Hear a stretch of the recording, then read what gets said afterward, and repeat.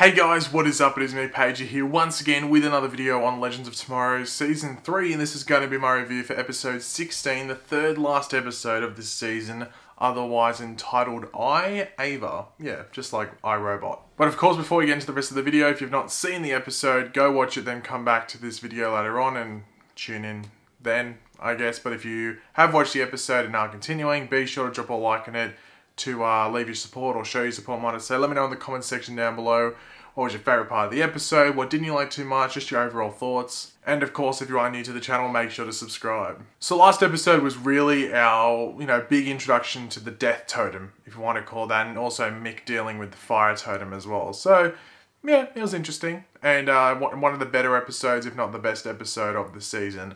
And that all sort of continues on to this episode where we sort of deal with totems, but it's more directed towards Ava Sharp and like a mystery that was set up a couple of episodes ago when Rip Hunter told Gideon to delete a file, and we're like, okay, what the hell's going on there? So this episode really dives into that mystery, and also doesn't even finish the mystery. We're still going to find more about it in later episodes. But we do see Sarah going on break a bit, so Amaya is now, temporary captain of the Wave Rider, but yeah, I think it's just because Amaya was going to be on the ship the whole episode, so that's why she was given captain, or it was like an excuse for her to stay on the ship, but I guess that made sense. One of my favourite parts of the episode, I think it was in a promo that I saw. It was on Twitter actually before, like an hour before this episode started, like the account for Legends was saying, new Legends in 1 hour, and it was like a gif of Mick heating popcorn up with his hands, well, the fire totem with his powers. And I did like that, him cooking like the hot dogs and the popcorn and stuff like that and various other things. I just thought that was funny, and I think if I had those powers I'd probably do the same thing, so I can't really judge Mick too hard. Now, like we've seen in previous parts of Legends, mainly this season, but actually, was it all of this season? Yeah, all of this season. Them referencing Mari and even going to where Mari is in the timeline, but us not actually seeing Mari. Now, I know the actress who plays Mari is a theatre actress. It's really hard to get her on the show and like book her in. And I know they can't really do it, bring her onto the show either, because she'd be interacting with her own grandmother, or there's a risk of that, so they don't really, it'd be sort of silly for the Legends to get involved with that. But, it would have been cool if she was in the episode. I know it's hard, especially in this episode, like she would have been in one scene really where it would have made sense, where there was no real risk of Amaya getting involved. But, it's just, there's been multiple times where she's been referenced and they go to where she is, but we haven't actually seen Mari. So hopefully there could be like a guest appearance, maybe in the finale we could finally get Mari. I'd love to see her again. We've only seen her in one episode in the whole Arrowverse, and that was in Arrows, so I'd like to see her again. But essentially Mari got injured because Amaya being displaced from Zambezi, or Zambezi, however you want to pronounce it. I call it Zambezi. So Zambezi, we're calling it. For so long, it's affecting Mari. So she was actually a vigilante without the totem. So yeah, she's not as powerful as she should be, and that's why she was getting, in a bit more danger. Now, the big story arc for this episode, as you would have been able to tell from the trailer, and I guess the episode title, is around Director Sharp. Now, she essentially goes missing. Everyone goes, okay, like what the hell's going on here?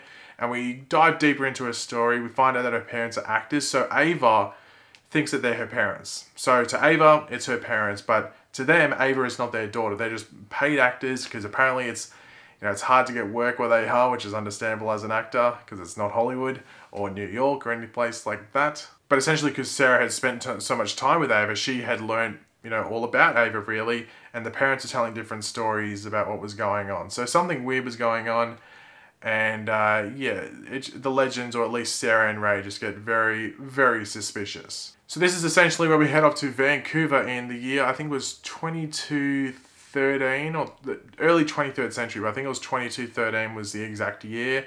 I like how they went to Vancouver, because that's where they film Legends of Tomorrow and all the CW shows, or at least the DC ones, so that was nice. Didn't have to pretend it was another city.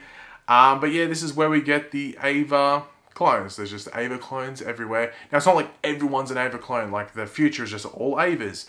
It's like they're built for a specific purpose. Like they're done because they're like the perfect human, if you want to call it that. So they do a lot of straightforward tasks. So we see them being like a nurse. I think one of them looked like they were in Scrubs or something. Like traffic guidance, just like general help, I guess, on the streets. Nannies by the looks of it. So yeah, they're made to essentially do straightforward jobs.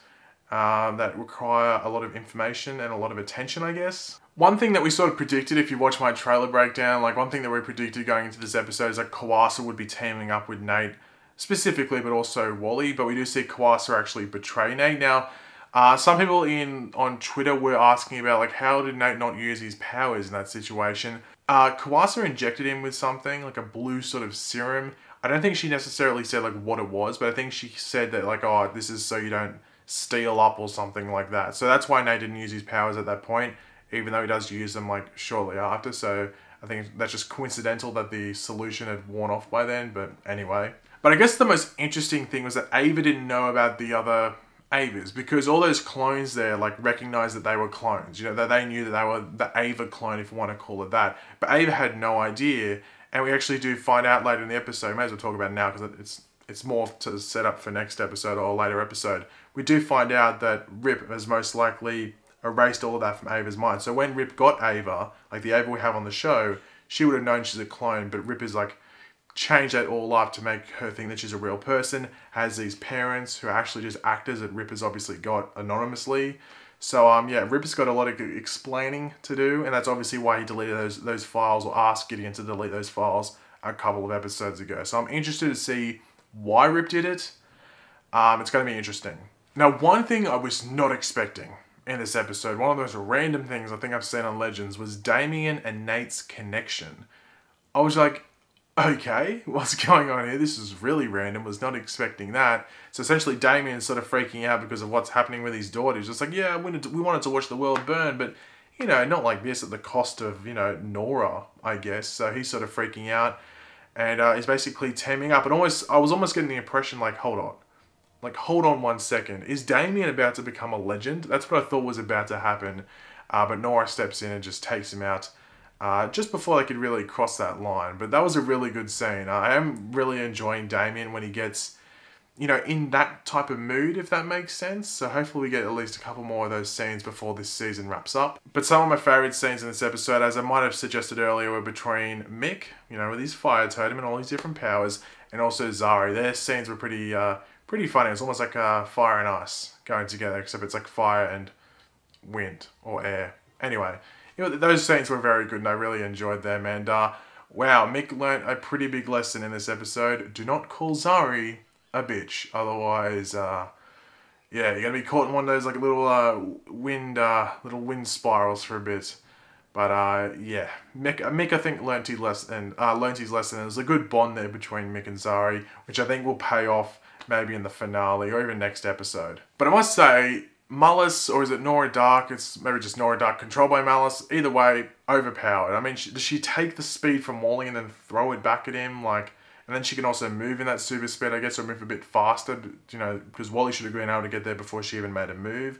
So, very overpowered. Now, I was expecting there to be a bigger struggle, I guess if you want to call it, between Vixen and the Totem, because Nora had corrupted it. So I was expecting another scene where maybe Vixen went into the hellscape, or like Malice's area, if you want to call it, where he's trapped with all the smoke and the trees and stuff like that. I was expecting another scene like that. It wouldn't surprise me if there was a scene like that and maybe they cut it from the episode because they didn't feel it needed. But I thought it was a bit inconsistent, because from what we've seen in previous episodes of this season, that should happen, maybe. It just felt a bit too easy or it just felt like nothing really happened, of like Vixen struggling, or Amaya might say struggling with the corrupted totem. You know how it's all purple, that means it's like corrupted essentially, and then going back to her own like blue sort of stuff that comes out. I thought that might have been a bit more of a struggle. I thought that was just a bit underplayed, to be completely honest, but maybe it was just a time thing. That's maybe what was the issue there. So it wouldn't surprise me if there's a deleted scene of Vixen herself going into the hellscape, maybe interacting with her mother again. Now, the clone battle was, as you'd expect, we did see a hint of it, in the trailer, but there was a reference by Ray Palmer. I think he said this is the second worst Attack of the Clones I've seen, or something like that, which is obviously a reference to the Star Wars movie Attack of the Clones, which was not that good. So I thought that was funny, but yeah, it was a cliche battle. I thought it was okay. But we must say, we lost someone in this episode, R.I.P. Kawasa. So she's gone. you could sort of tell something was going to happen like that just because she had stood in the way there. I was like, okay, well now like it's obvious to Malice that Kawasa has betrayed him. So yeah, something bad's going to happen here. And like the water totem is like completely ripped from her. It even leaves like a hole in her, which I thought was pretty okay. But yeah, so now Malice has the water totem, which I wonder who will possess that. Will Grodd possess it? Will Damien Dark take it? Because he was sort of going against his daughter and Malice there as well. So I wonder what's going to happen there. But then the episode ends off with Amaya actually getting in the jump ship and locking in to head back to Zambezi. And I think it was the early 90s. I think it was 1992 or 93. That's where she's heading back to help her granddaughter. So is that for Mari or is that for Kawasa? It's probably for Kawasa. I'll have to wait and see, but does that mean Amaya's not going to be in next week's episode at all? And we're sort of going to be following two storylines. So we're going to be following the main Legends, their group, as well as Amaya? Or is it going to be like Amaya's gone and done that in between the episodes and there's an effect of what she's done in this episode, in the next episode, might I say. So we're going to have to wait and see what goes on there. But yeah, this episode...